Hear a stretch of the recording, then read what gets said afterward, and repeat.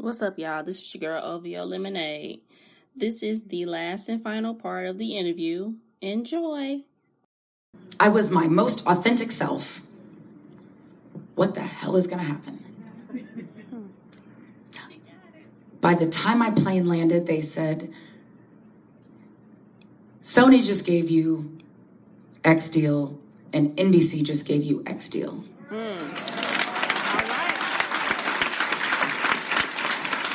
But we get so freaking worried. Right. I'd rather ride out from here on out being my most authentic self. And if you don't want me in as exactly who I am, then this isn't the business for me. Right. If you want to read my book and you think that it should be filled with cliches and we shouldn't talk about, sexual gratification being for both parties.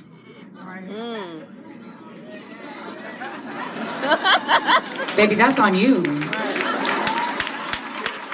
I'm over here living my best life. Yes. Amen.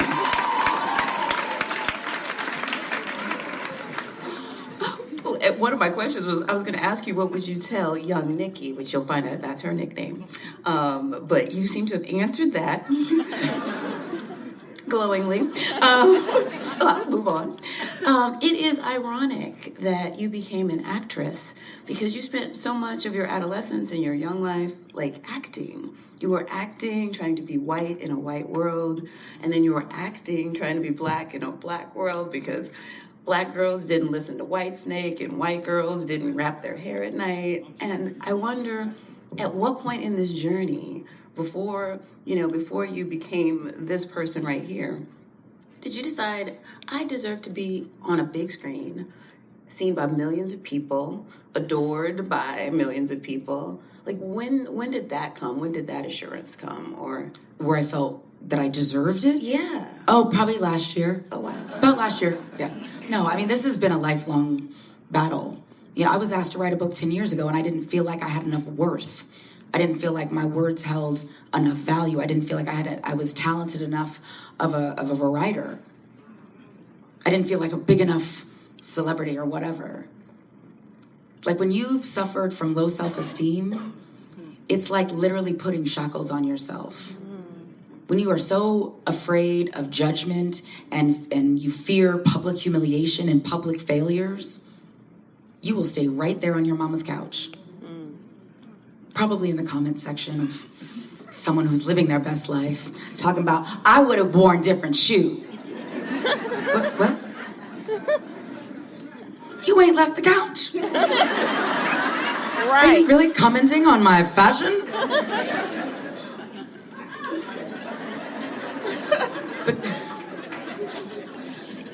But that's where it can lead you. And really, when I started in Hollywood, I just wanted to be chosen. I thought if someone could choose me for something, then everyone will see that I'm good enough. That a brown-skinned girl can be pretty. I wanted to be a now we call them video vixen. So bad. So bad. Now imagine me probably almost 15, 20 pounds lighter. I look like a starving cricket. And I was an intern at my manager, who's the man who's now my manager. He was working in the children's division of an agency. And by the time my internship had ended, the adult side was like, would she ever consider, modeling, whatever? And he's like, no, she's a serious student. I was like, whoa, hold up, excuse me. What was that? Somebody might think I'm attractive. What? And so one of the first things I auditioned for was for a Tupac video. The California Love video, to be exact. And you had to come either in a bikini or body conscious and dance for Tupac and 25 of his closest friends. Oh my goodness. I can't articulate enough that. So I had a flip. I had my own hair at the time. So I had a flip don't even remember what flips were in. A little flip. So my head kind of looked like a bell. And I was all knees and elbows. And I'm in line for hours, hoping for the chance to exploit myself. So here I come. I'm next.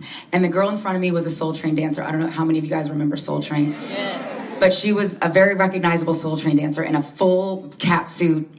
And I had come from a Montgomery Ward's photo shoot with my flip. I was in active wear. And I was like, hello, Tupac, this is my book. Cue the music.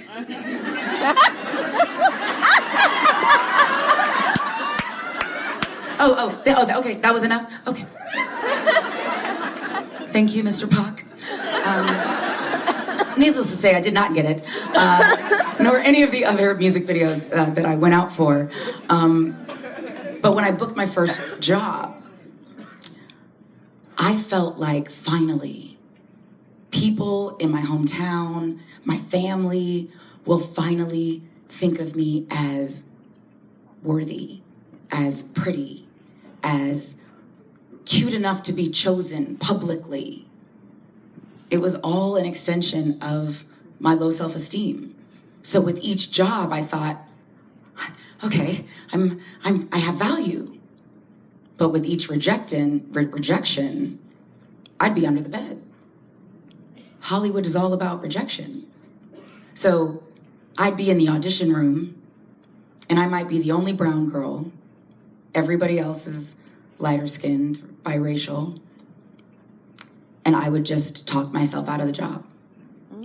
Well, if I'm the only one, obviously they don't want me. They just want to feel like they're not, totally down the colorism rabbit hole.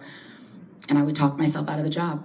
I assumed that the lighter skin and the straighter hair or the curlier hair or the lighter eyes was automatically going to be viewed as more talented and more beautiful and thus more worthy than I. And I literally would shrink. There would be times that I would just leave because I just knew I couldn't compete. And then I'd get a job and I'd have a glimmer. But it was always dependent on who chose me and being chosen. Just like 15-year-old me who couldn't wait to get to Omaha because I think black boys might like me and one might kiss me with tongue, which was a very big distinction because I'd done the spin the bottle thing and I wasn't getting anywhere. So I was like, I got a solid chance on the north side of Omaha that somebody could slip me some tongue and maybe choose me at least for this moment. And it happened, y'all. It was glorious on the corner of 49th and Fort. And the fact that he was a light-skinned guy with light eyes felt like I had hit the lottery. And from that moment on, I was like, I see how everyone's reacting to this boy choosing me. They can't be any darker than that. Wow. I imposed my own colorism on my dating. And it's so sad because when I see on social media, team light skin, team dark skin, team mixed chicks, and I know I contributed to that, I think how many quality brothers did I miss out on because of my own low self-esteem and bullshit? And it takes actually acknowledging our own stuff to be able to articulate the crap that we put other people through or subjected them to. And then I would have the audacity to get upset when I'd walk into a room at a casting and I'd be the only brown one. Except I was living it in my real life. And as my star rose, it was like, well, who do I think is worthy enough? What does a worthy man look like? And then somebody called me on it. Over having soul food. I had the nerve of me having soul food and being having a color complex. So I'm eating my hot links, which I'm a hot link. I'm a little psychotic about my love of hot links, y'all. Just put that in your mental Rolodex. So I'm eating, and my sister's friend was like, you know you have a color complex, right? I was like, what? It's like, you've never dated anyone, even your skin color. Every guy I've met has been lighter than you. You know what that is, right? I mean, I think he used a different phrase, but now we would say that's white supremacy. It's assuming that the closer you are to the Eurocentric ideal of beauty and masculinity, the more value that person has. And you're so smart, but I can't. This isn't that you have a type. But I would question you on that if that was the case. But what's going on in here that you feel more validated with a lighter man? Like you're somehow more worthy the lighter your partner is. I was like, oh. Now Oprah has aha moments and I have moments. Like, for me, a lot of times, all it takes is someone to say something. And I'm like, whew. And that was that. Everybody's been chocolate since then.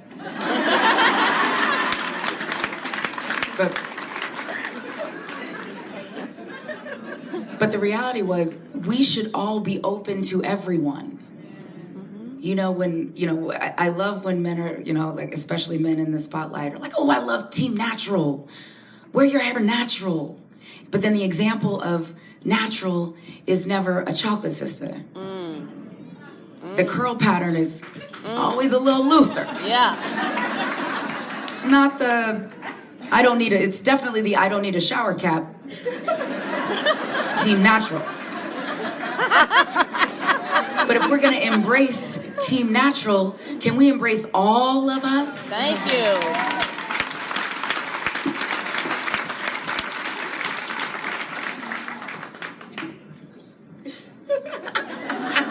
I just go off on tangents, y'all. Well, they gave me the 5-minute wrap up, and This is the final part of the podcast. I just want to thank Gabrielle Union for being so honest, transparent, candid, and true to her authentic self. It really gives me joy to see celebrities that do that, because it makes me feel like, that they are relatable and can be relatable. All right, y'all. Have a good day. Peace.